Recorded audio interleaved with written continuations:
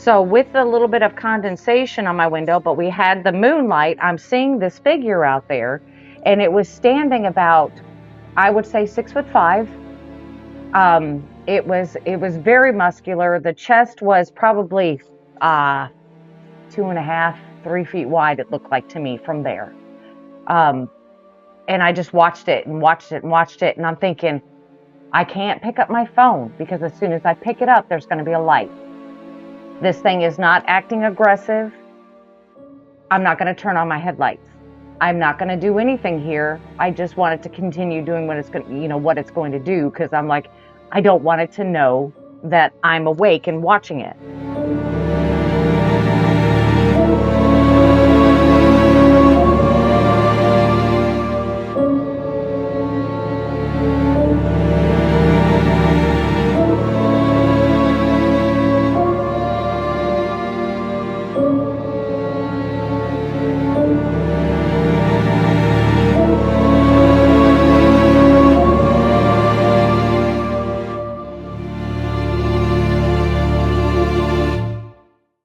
Hi, everybody. Welcome to another episode of Paranormal Among Us. I have another great show lined up for you today.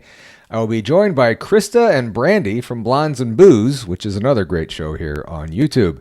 Here's a link to their show down below. Please make sure you head on over to their site and subscribe to their channel as well. So not only do they have a bunch of content of their own on their channel, but you can see them on a bunch of other shows during the week as well. And I'll have all the links in the show notes after the show. But just a heads up before we get to the interview, a heads up to you for something very strange that happened during this interview. Now, to set this up, I had been using a site called Boomcaster to do all my recordings, but when Brandi was having trouble trying to get on, it wouldn't let her get on with her phone. So Krista suggested that I give the site StreamYard a try. So I started a free trial, and everything worked great. The interview went on fantastically. But this was the very first time that I had ever touched this site, so I had no idea what any of the buttons are, and I even had to ask Krista how to start recording. So keep your eyes peeled for something unexplained to happen to us during the interview. It's pretty interesting, trust me. Before we get to the interview, I would like to remind everyone to like and subscribe to this show. And if you have a paranormal story that you would like to share, or if you would like to be a guest on the show here with me, please email me at paranormalamongus72@gmail.com, and I'll get back to you as soon as I can. All right, here is my interview with Krista and Brandi from Blondes and Booze. And welcome back to the show. Joining me now is Blondes and Booze, Brandi and Krista. Thank you, ladies, for joining us today. Krista, you're on mute right now. Yes, I did. Okay, there you go. Just to cover out the background noise. Okay. Ladies, thank you guys for taking the time to chat with us today. I know you're busy listening to your podcast on YouTube and everything. You go through like 10 minutes of saying what all you're doing this week. So I really appreciate you guys taking the time to do that. Absolutely. I appreciate you asking us. Yeah. And we'll get into more of what you guys are doing here in a few minutes. First of all, how long have you two been doing this together? We're like, So we were friends before we started doing this. So we've known each other for a while. Yeah. Yeah. So I would say doing the podcast itself for it's been over a year, probably a year and a half. And then as far as friends, it's been several years. And have you guys we were investigating together first. Again, there you go, stealing my questions. So how long have you guys been investigating? And we'll go from there. You can go first, Brandi. Well, I've had paranormal encounters for as long as I can remember. Even before that, my mom would tell me certain things that had happened when I was a child. So this has been a normal thing for me growing up. But investigating, it's probably been only in the last, I would say 10 to 15 years. I've been investigating, but normal paranormal activity has been happening my whole life. So it's not anything strange to me. It's just kind of normal. Yeah. Interesting. Yeah. And for me, it's been, I've been interested in the paranormal my whole life. It wasn't until about, I think it was 2007. I have a friend who lives in a haunted house, and a previous team that I was on, we had called them in to investigate it. And I just became friends with them, and they're like, hey, you want to join the team? So I was on that team for over 10 years. And then, so yeah, I kind of started from the bottom and worked my way up. Yeah. Now, when you guys have investigated houses or whatever, do you guys prefer to do like private homes, or do you do like commercial type things? I know you guys do a museum in Missouri. Yeah. For me personally, I'm all about helping people. So I like the private cases. As far as the big events, we both like, helping people, without the historical preservation, these places shut down, and it takes money to run them. So that's where it comes into, helping do that too. So I like that too. Brandi, however, likes to travel. Yeah. I go everywhere. It doesn't matter. If you say it's spooky, I say, well, tell me where it is. I want to go. and that's what I do. It's just like, bring it on, whatever it is, bring it on. You hear everybody saying, the owners of these haunted locations, oh, my location is the most haunted. I'm like, oh, really? Where's it at? And so that. Right. And other people like, oh, well, Kentucky's the most haunted or Ohio's the most haunted. I'm like, okay, I'm there. So, and that's what I do. I travel around to all these places that people deem the most haunted, Yeah. So I put them all on my bucket list. So I'm knocking them off one by one. Some I'm visiting 2 and 3 times. But yeah, I like it all. It's bring it on. That's how I feel about it. Yeah. Awesome. What's the most haunted or terrifying location that you've been to, Brandi? It is not what you would expect. I stayed in the Conjuring House in Rhode Island, and that was pretty peaceful. I mean, we got evidence and we had a lot of good activity, but it was not the scariest one. I just recently went to Ohio State Reformatory, and people were talking about, oh, it's haunted, it's haunted, it's haunted. Everything was just nice and easy. Of course, there was like just a couple little EVPs, a couple little shuffling around. But I did see something there that I had never seen before in my entire life. It was up in the attic, and you turn off all the lights, cameras, everything. You turn everything off, and you just stare down this whole attic. And it is quite a distance from one end to the other. And then next thing you know, you see this light come through. Now there is no way you can see from the outside in this attic. That the windows are actually bricked up, so you can't see, and you can see this light coming through, and it comes closer and closer and closer, and we were trying to interact with it, and as we were asking questions, it would, like, its yes answers would brighten up and then go dim. Really? And then we'd watch it float to the top, and then when it came down at one point, and only one time during the whole evening, you could see actually 2 legs. They were walking. You could see just the legs themselves. You couldn't see the whole body, but you could see the legs walking within this light. Towards you? Yeah. No, it wasn't going towards us. It was walking across the room. Oh. Yeah, just right in front of us, just walking across the room. So as I'm staring at this, and I'm sitting in this spot, and I've got 3 people around me, and I'm looking at it, and I'm really concentrating on seeing everything about it. And then all of a sudden, everything goes black. And I'm like, what is happening here? I didn't know what was happening. And I said, hey, everything went black. I can't see it anymore. And everybody's like, well, we're seeing it. And I said, I can't see it. And then all of a sudden, I could see it again. Really? It was as if somebody stood right in front of me, like a black mass stood right in front of me and blocked out everything, where everything was blacker than black. And as Krista and I talk about shadow people, you can see them in darkness because they are darker than the darkness. So you can really see them. So we tried to do something new, and we had another person come up there with us, and they were sitting around, and somebody else sat in the same spot I was sitting in. And then that lady and another lady sitting next to her, their vision both got blocked out, and every one of us could see it. And then there's another lady going, I can see it out of my corner of my eye. I can see that. It's a mass. It's right there. It's standing right in front of you. So I guess being put in that situation where you don't have a flashlight, you don't have any light, you don't have your phone going, you don't have anything, and you're sitting there in the pitch black and you can't turn on the lights. Is I think that was the most, I wouldn't call it scary, but it was definitely startling to say the least. That they could affect you that way. I mean, block out as much as they could. I mean, that would be kind of, like I said, it was kind of like, hey, look at me, look at me, look at me type of thing. And you're like, wait a minute, because you're seeing something and then all of a sudden everything's black and you can't even see the person sitting next to you. Wow. Yeah, that's pretty strange. Where was this at?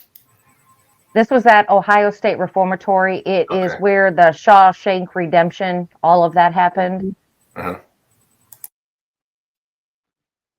have relatives that live up in Ohio that we're actually going to go there this summer. So I might see if I can take some time and maybe swing by there or something. I don't know. That'd be cool. Yeah, they have day tours. They have day tours. You can get in.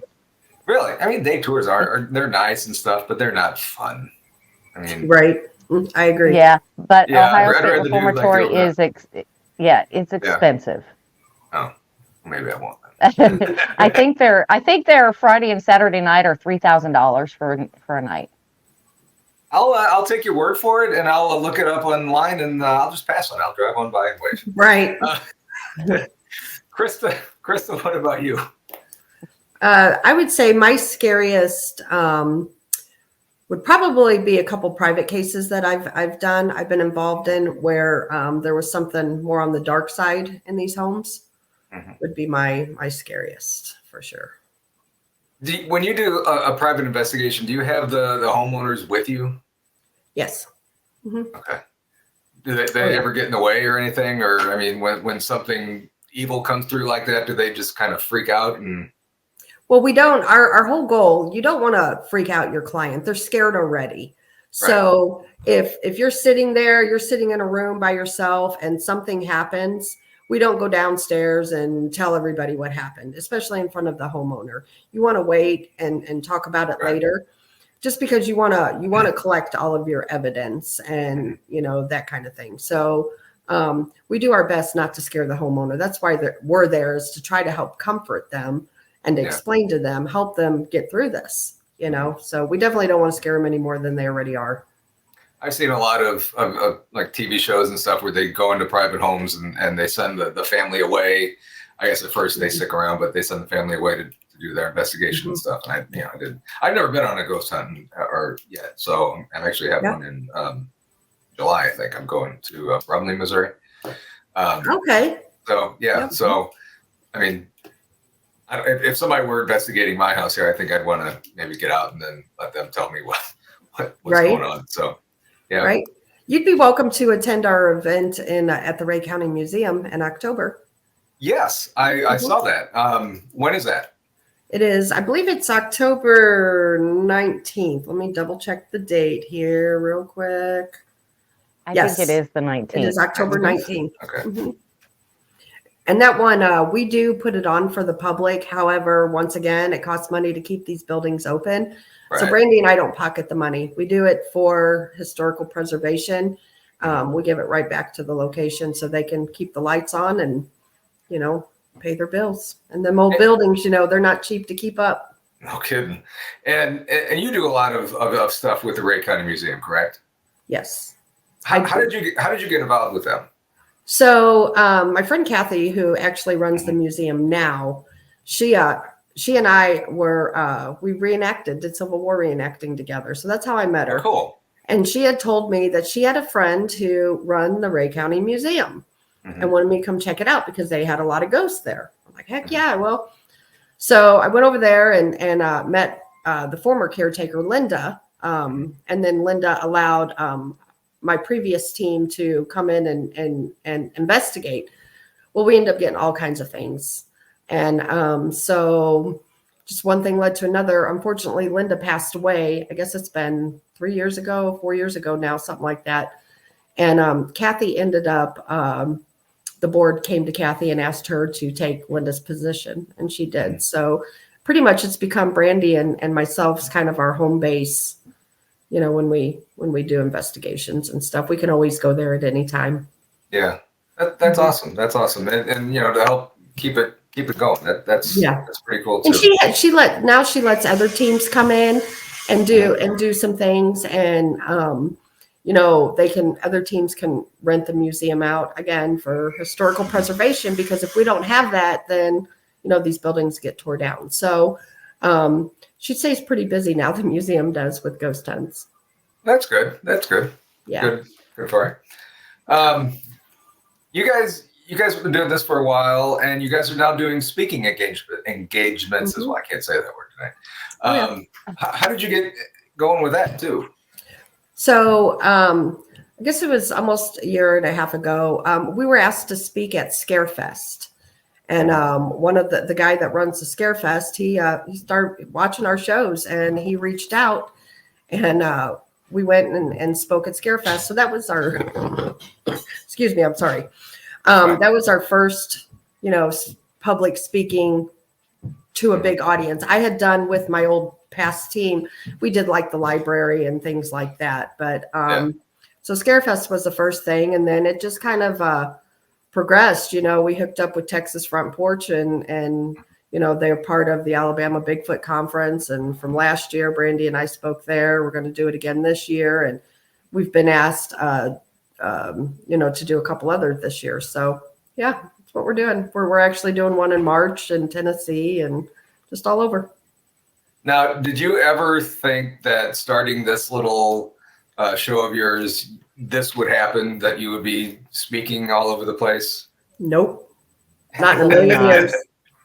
Not in a million years. We just like to talk about this stuff, you know? So we're like, why not talk about it with other people? You know, Brandi's an outgoing person. I'm an outgoing person. So, you know, why not spread the love and share with others, and, you know, chit chat with other people about this kind of weirdness, you know? So that's what we do. And, you know, we enjoy the speaking part of it. We enjoy getting out and meeting people. You know, we have a lot of friends we've made through the conferences. So, yeah, and little did we know that the paranormal adventure of our podcast would leak into cryptids. Right. And that has it's had a major impact on our channel. We just never thought, you know, because Krista and I were hanging out. We're at her house, and I decided to go visit her for the weekend, and we're sitting out on her back porch, and she goes, what do you think about dogmen? And I said, oh, you're speaking my language now. And so that's how we found out that we both were into the type of the cryptid side of it. And that has led into meeting other people in that field. And that has led us to investigating out, you know, in the land between the lakes in Tennessee and Kentucky, and parts of Missouri and other places. We have other trips planned that we're investigating later this year. I mean, it is just Falk, Arkansas. We went to Falk. Yeah, we went to Falk, Arkansas, and the Boggy Creek Monster. We were trying to see it. The best we got is alligator, but stay away from them. Yeah. And you know, I really agree with that. I mean, ever since I started, I kind of started doing a little bit here and there in March, April, whatever. And I've met so many very interesting people. And actually, that's how I got to be going on this ghost hunt. One of my, actually the first guest that I had is part of a group, and she invited me to go down there in Brumley. Cool. So, I mean, that's, and other people that I've met have just been so fantastic. And I've never once in my in wildest dreams did I ever think that starting something like this and then meeting all these interesting people who are, no one's competitive. And everybody's always willing to help. And that is just incredible, I think. Yeah, absolutely. It's been quite a road for us here, especially this last year. You know, we've met some of the best people in both the paranormal world and the cryptid world. We truly have that, you know, I know we'll be lifelong friends with, you know. Yeah. Yeah. Yeah. What And we've about learned a lot, you know, as far as like Brandi said, you know, we just kind of dabbled into the cryptid field. And next thing I knew, you know, we knew it blew up, you know. And so now Yeah, here we go we're out, we head look first at in it. Bigfoot and Dogmen, you know. have you noticed a trend in the paranormal stuff like over the past few years or something that, you know, more and more people are coming out talking about it or what? I honestly, I think so. I think it shows like ours, shows like yours, where people, you know, they're comfortable talking about it because you know what, we've witnessed things too, you know. So, you know, Brandi and I, we are one place that, you know, if you tell me that you saw a 10-foot lizard walk out of the woods, who are we to say we don't believe you? We were not Right. there for that encounter. You Right. know, we've seen some pretty weird stuff ourselves. So, you know, we just want to be, you know, I think people are feeling safe coming out, you know, in some of these instances, you know. Yeah, I you know, I may have some questions about this Right. lizard, but you know, I'm never going to tell you you didn't see it because I don't know. I wasn't there, you know. Right. And with what Krista and I have seen, we can't say you didn't see it.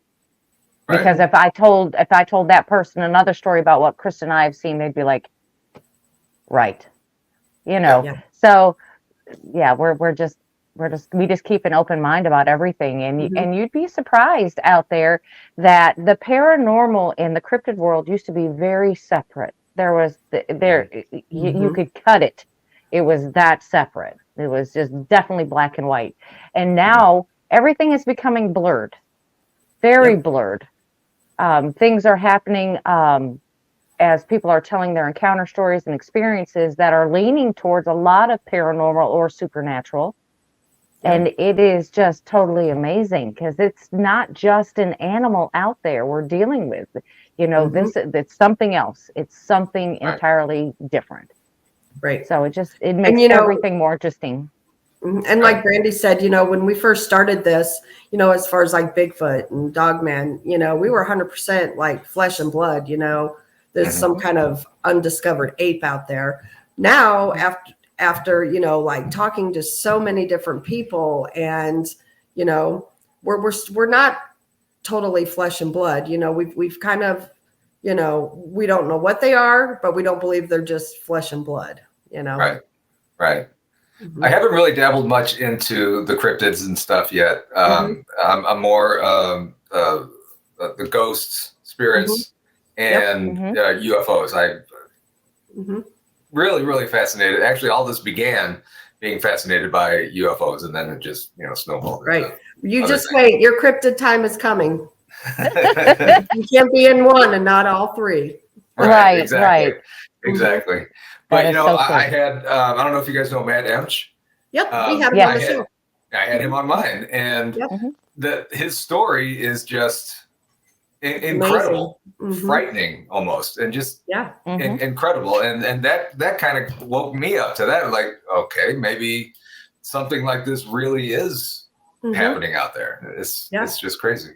There's just so many encounters of so many credible people, you know. There's police officers, there's doctors, there's, you know, your average Joe Blow. Not everybody's lying, not everybody's making up these stories, you know. Right. And so and like you know, our good friend Bigfoot Michigan Rob, he had an awful encounter with a Bigfoot, and he's about one of the most honest men I know, you know.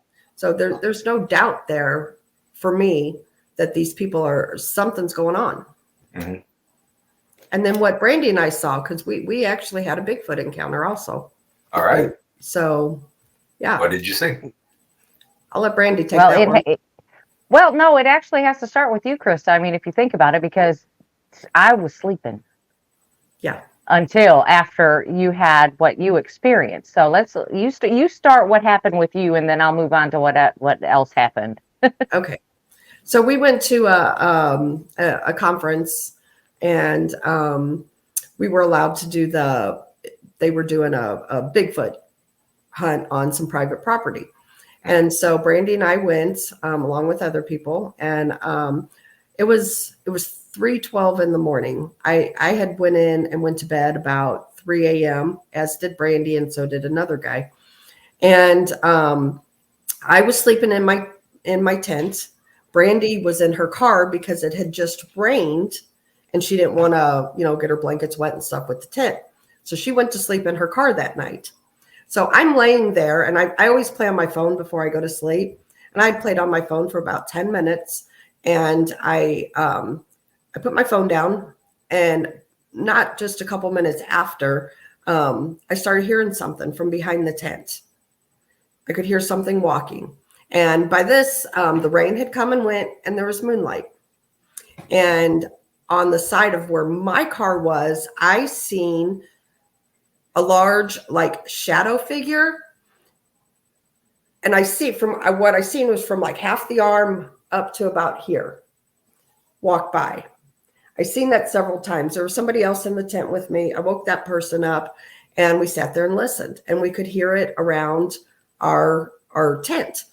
And so I even made the comment, oh, man, I wonder if Brandi's seeing this, because she, was sleeping in her car.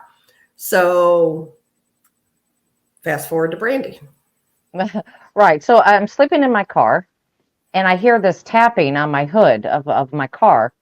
I'm not thinking anything about it. I hadn't been to bed very long, because, if you just went to sleep and you're super tired, you wake up, you're just like, whatever it is, forget it. I'm just going back to sleep. So I kind of just laid my head back down. Well, it was cool out that night, so I had pulled my sleeping bag up over my head, because I breathe in my sleeping bag to keep my body warm. It's just a natural habit in cold weather. That's what I do. So I just laid back down, and then the next thing you know, I hear these footsteps, and I'm like, okay, it must be one of the ladies getting up, going to the bathroom. And we have this thing out in the field that no lady goes alone. Somebody's always on the watch. We're always paying attention. Well, I leaned up and I looked towards the tent, and and I'm looking off, out the driver's side window to the tent. The tent's not open. There's no lights on. There's nobody out there. So I'm like, what? Okay. So I slowly turn and I look out my passenger side, thinking it may have been the tent that was on the other side of my car. And when I look over to that side, right there on the very corner, I seen something standing there. And at first I'm thinking, is that a person? Again, I'm groggy. And I'm like, that's way too big to be a person. Next thing you know, I'm thinking, is this a bear? Because we are in bear country. Right. And I'm thinking, okay, let's, and I'm looking at it, and this thing is swaying from side to side, just right there at the corner of the tent. And I'm like, that is not a bear.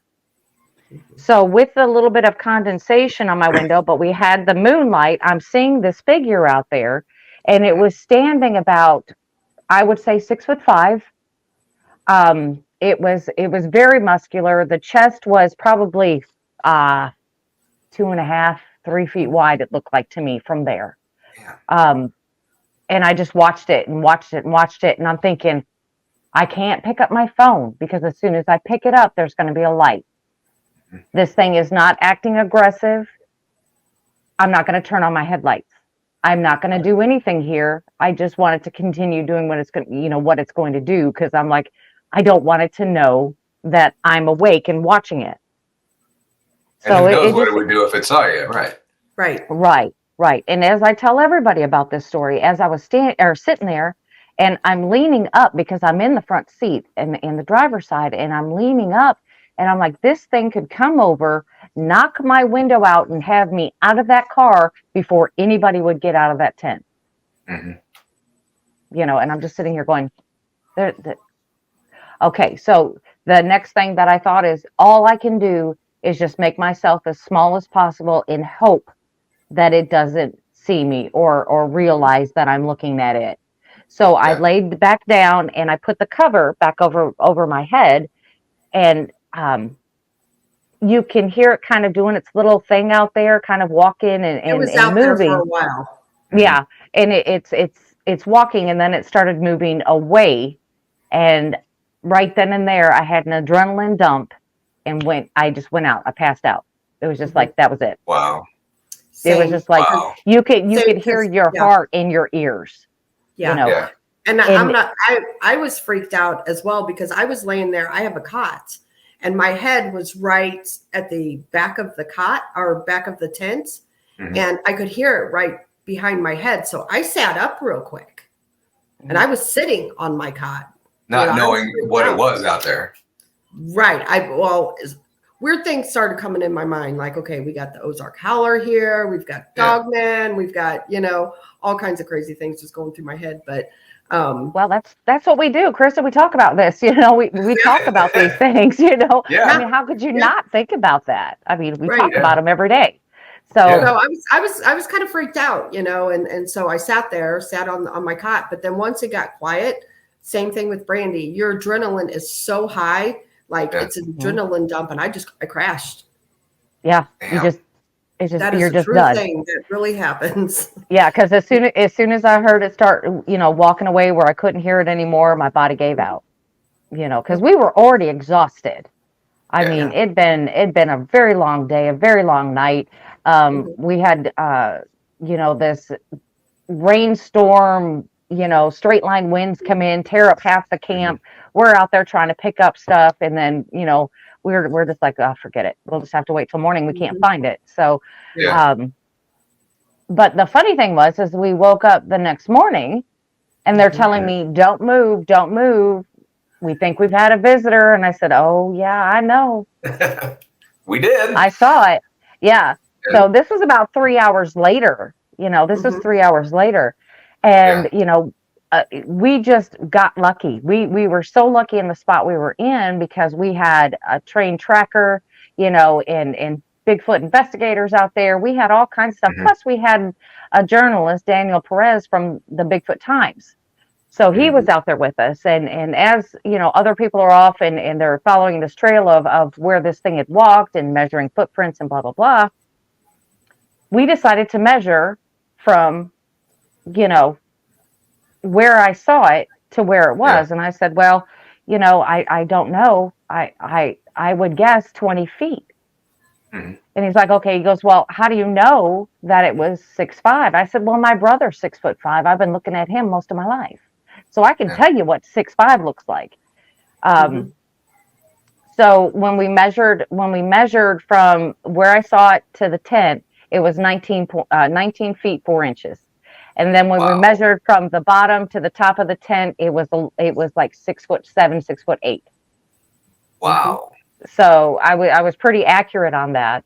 And then as Krista and I were talking the next day, one of the other ladies had come up and we were all talking, and she's like, well, yeah, I saw this thing Friday night when she had gone out to use the bathroom, but she told her husband about it and he thought she was crazy. And I said, well, what did it look like then? She started to tell me how tall it looked and da da da da. And I said it had like a really large chest, about 3 feet wide. She said, yes, it did. I said, I bet you saw the same one just a few nights earlier. It was peeking in on you. Yeah. Wow. And then they ended up tracking it all over camp by the impressions, the foot impressions, and they were about 14 inches all over through the camp. Yep. Wow. Yeah. So we are not Bigfoot believers. We are Bigfoot knowers for sure. Yeah. Yeah. Yeah. Yeah, absolutely. Yeah. I mean, we know they're out there. We know. Yeah. I mean, Brandi, at least you were safe in the car where they probably couldn't pick up your scent. But I mean, Krista, holy cow. I mean, if you guys would have, not knowing what was out there, if you would have whispered something, it would have heard you and probably tore that tent apart, man. Well, actually, we were not really whispering, but we were talking really low. I was talking with another gal that was in the tent there with me.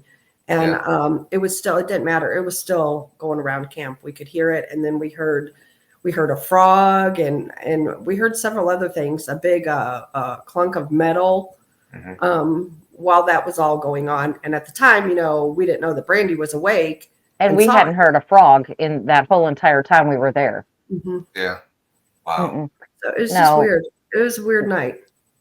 It really was. But like I told everybody else, that car is not as safe as you think it is. Once you can see one of these creatures right there in front of you, you realize how vulnerable you really are. Whether it be in a tent, a trailer, a car, it doesn't matter. It doesn't matter. These things are huge. Yes. Yeah. And as big as they are, they would probably just rip anything apart easily. Yeah. And right before then, and I'll just go ahead and say it, but there was a couple Johnny on the spots down a ways. I've been out in the country all my life. I'm not going to walk down to a Johnny on the spot to go to the bathroom before I go to bed. So I went behind my tent, and I teased. I tell Brandi, I said, I know I mooned Bigfoot. I know I did. He had to be sitting there watching us. Yeah. Right, because that's what I woke up for. I heard somebody out there walking around, and I'm thinking it's her out there going, out behind the tent. I'm thinking, okay, and I look around and she's not there, and the tent's not open. I'm like, there'd have been a light. I'd have seen the light somewhere. She'd have turned on the lantern. She'd have done something. She wouldn't have gone out there in pitch black. She wouldn't have done it. Yeah, no. And they never did find where it ended up going or anything, or. They retracted throughout our whole camp and where it finally left our camp. Yeah. Wow. It was pretty crazy. Had the rain not happened, we might not have seen as clear impressions. I think because the rain kind of helped hold it down. Yeah. Yep.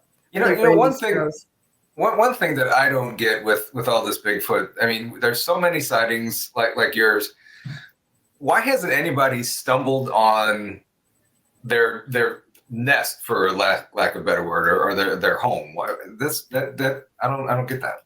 Well, I personally have seen encounters, different shows that I've watched that they have. Actually, Small Town Monsters, they have one of their episodes where they're with I think they're up in Oregon or Washington, I don't remember which state, but they do have a Bigfoot nest that they believe. Really? What was the name of that show? Small Town Monsters. Yep. I mean, that would be interesting to see. I mean, not occupied. Right. Right. Wow. Yep. Well, Nope. I think she's froze. I think so. Yeah. There she is. Oh, maybe not. Yeah, she'll get unfroze again. Here. It's just up being out here. Here I am. That happens quite often. We call it the gremlins. They talk about tree structures all the time. They have been seen. They have been found, but they haven't found Bigfoot in it. They have found evidence of hairs and scat and all kinds of stuff located near it, but then again, I mean, they get these hairs tested, all they're coming back is unidentified. So because they don't have really a base rating for it. Right. But Krista and I are really interested in people are reporting seeing orbs and things like that with Bigfoot. And also, they have reported alien sightings, alien aircraft sightings during these. Really? Which surprises me.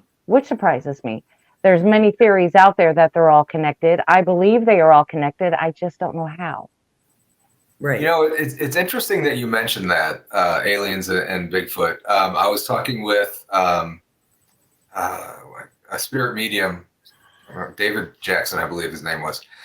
Daniel. And he was mentioning something about Bigfoot being not of this world. So it's very interesting that you said that. Yeah. A lot of people believe, some believe they're interdimensional. Some believe they're Nephilim. Some believe they're flesh and blood. I personally don't know what to believe. We've talked to too many people with too many different, Yeah. Yes, I don't. I mean, as big as they are, or as big as people claim that they are, I don't see them fitting in those little spaceships that you see. A lot of people say they come in and out of portals. That could be a possibility. I don't know. I really don't know. I do know this though. It's been a year now. We were at Land Between the Lakes, and there was about 10 of us there. Excuse me. And Brandi actually saw eye shine that night. And it wasn't too long after the eye shine, everybody that was there that night witnessed orbs out in the woods. And there wasn't anybody out there. This was middle of winter. It was cold. And we could see orbs, different colors and different sizes throughout the whole evening. We can't explain that. Wow. Yeah, no. Yeah. No. So could it have been on the paranormal side? Yes, because there are 237 cemeteries out there at Land Between the Lakes, so there's a lot of stuff that's happened. So yes, it could have been on the paranormal side. However, I can't explain that. I truly can't. Yeah. All right. So mark this down. We're recording this on January 7th. This is the date that Paul gets into cryptids and stuff. January 7th. There you go. Right. Thanks to Blondes and Booze. There we go. I'm all in there now. You go. Well, it's very interesting because once you have run that paranormal side so far, I'm always looking for what's that one thing I haven't seen. What is it? Show me what I've not seen.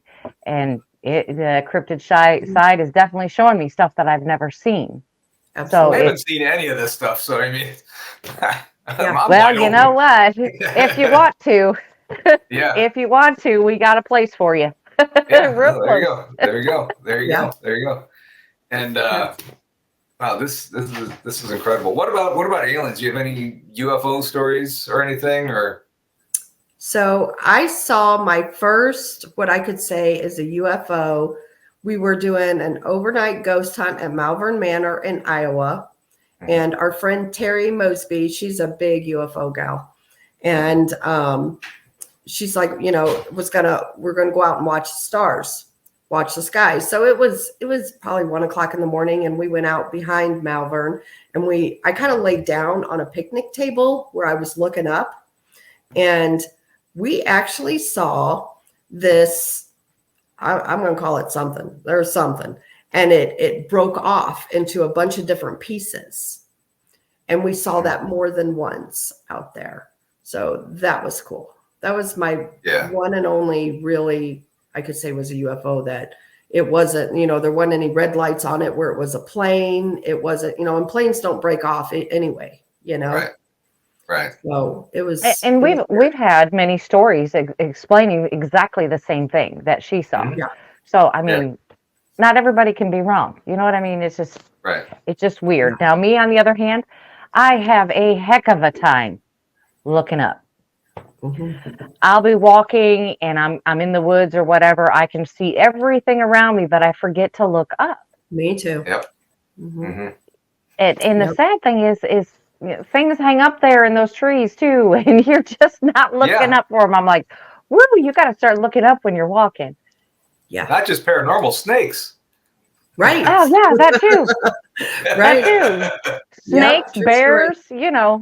because we get out there where there's animals that can definitely harm you. Oh yeah. I was talking to a guy. He's a pilot up in Alaska, and he had pictures. He was flying some route that he always does, and he was passing by this volcano. And he had a picture of this cloud. And, as clouds move across the sky, they change and everything. As he's flying by, this cloud is not changing. And it looks like a little cloud, and then it has like an eye coming out of it. So he takes a picture of it, flies on, and then a little while later he sees something coming out of the side of the volcano. And I've heard that, aliens possibly have bases in volcanoes, and it happens when they're active, and this was an active volcano. So we talked, and I said, that looks like it could be a portal. I don't know. I'm no expert. I'm just some idiot who has a show on YouTube. And then I'm watching TV, Paranormal Caught on Camera or whatever, and you know how at the end of the show they say, okay, so we talked about this, and this, and they have the pictures on there, and they show that exact cloud that he showed, but it was different. It was trees around in there. So I'm like, damn, I got to rewind it. So I rewound it. It was the exact same thing that he sent me. And the people on there were saying, that looks like an alien, a UFO coming out of a portal. Wow. Or something like, yeah. So I'm like, holy cow. Then I quick sent him a text and said, that's what you saw. That's what it was. Do you know if that was located within the Alaskan Triangle or if it was close to it?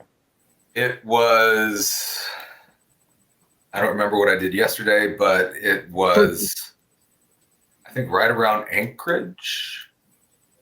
I'll have to look and see where that exists. I'll let me look back, and I'll let you know. Look, he told me the volcano name, and it's some long weird name that I had no idea. But yeah, I'll look that up and I'll let you know. So yeah, that would be interesting. That would be interesting to know, because they say that they're seeing alien activity within the Alaskan Triangle, along with Bigfoot and other unexplainable things. So that would be interesting. I just seen a thumbs up. Who did that? I did too. It was on your side. I did not. We did not. I've never seen that, and I've been on StreamYard 1.5 years now. I saw that, and you were talking, Brandi, and I'm like, okay, wait, one of you guys did that, and that was. We don't have any control. Yeah. We have zero control. Me. I'm pretty. There's a green screen like 2 inches behind me. Did you see it too, Brandi? I did. But I have to say this. It can happen. But somebody has to do it. And I don't know exactly how it happens. Right. But I will tell you this about our podcast. We have at several times had strange things happen during our podcast. Mm-hmm. We've caught EVPs. Mm-hmm. We had Krista was ending a show and she says bye-bye, and she was the last one to speak, and she said bye-bye, and then all of a sudden you hear this little girl's voice in the background saying bye-bye. I heard that. I remember that one. Right. Yeah. And then I myself was on with Bigfoot Michigan Rob and Tex from Texas Front Porch, and we're all discussing, and Rob and I were in the middle of a discussion, and a male voice just broke right in and started saying something. It was, we couldn't tell what it was, but just broke right in and started talking, and then it was gone. Mm-hmm. That's weird. Yeah. So when you were talking, I was pointing at the headphones. I'm hearing crackling. I was hearing crackling in my headphones, and I wasn't moving my head at all. Huh. So remember what I said earlier about I haven't had any experiences? There you go. Right here on your own show. Well, I'm the queen of experiences only because I do have, I think I have an attachment. I'm pretty sure Chris and I have determined it's pretty much an attachment, but I also have other spirits within my home. So, I mean, strange things happen when her and I are on together all the time. We could be talking about certain subjects and things will happen. It just, sometimes it will not allow me to talk paranormal. I can talk Bigfoot all you want to talk, but once it starts going into the paranormal, sometimes it'll click in and click out. I call them the gremlins. Mm-hmm. It's very strange how it happens. Yeah. And I'll tell you about how I got the attachment, because I can pinpoint it. I was on my way to work, and it was very early morning. It's about 4:30. Now I live out in the country. I have like 5 houses on my road. That's all I've got. And I live on a dirt road, and I have to drive 40 minutes to work. So as I'm going into the town that I have to go through to get on the highway, I turn this corner. There's a street light there, and there's nobody else around. There's no lights on. There's no nothing. Even Taco Bell, McDonald's that were over there were not even open yet because they closed down. Mm-hmm. They weren't even open yet. And I see this figure walking up to the street light, and I'm like, oh no. I said, I've got to keep an eyeball on this person so I don't hit them if they walk out in the road. So I looked over to that person, and I looked at the road to make sure I'm still on the road. And then when I looked back, that person was gone. Oh. I couldn't tell if it was male or female. All I saw was that it was a black figure coming up. I just thought it was just because it was outside of the street light.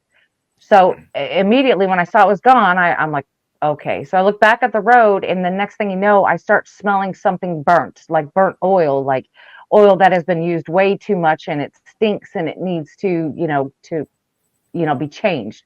Mhm. So I started smelling that, and I smelled that for probably about a quarter to a half mile, and then it was gone. But ever since then, I started having issues because this thing likes to travel with me wherever I go. Oh, Mhm. Yeah. So, Krista's been the It's been to recipient of. Michigan, to Tennessee, to Texas. It's been all over. and it knows that you like to travel and wants to, see things. Yeah. And see, I love to travel because when it comes with me, if there's somebody else there, it leaves me alone, bothers them. And at least I can at least sleep. Yeah, there you go. But it's very strange, and I know we don't have a whole lot of time to talk about it, but it's a very interesting story because it does involve Krista and many of our friends. So it is different. But I understand all those weird things and things looking at you, and the more you open your eyes, the more you're going to see. That's all I can say. Oh yeah, exactly. Well, I'll share real quick the story that happened here at our house. I used to work overnights at a local grocery store here, and my wife. It might have been before my son was born. He's 16 now, so it probably about 17 years ago. Mm-hmm.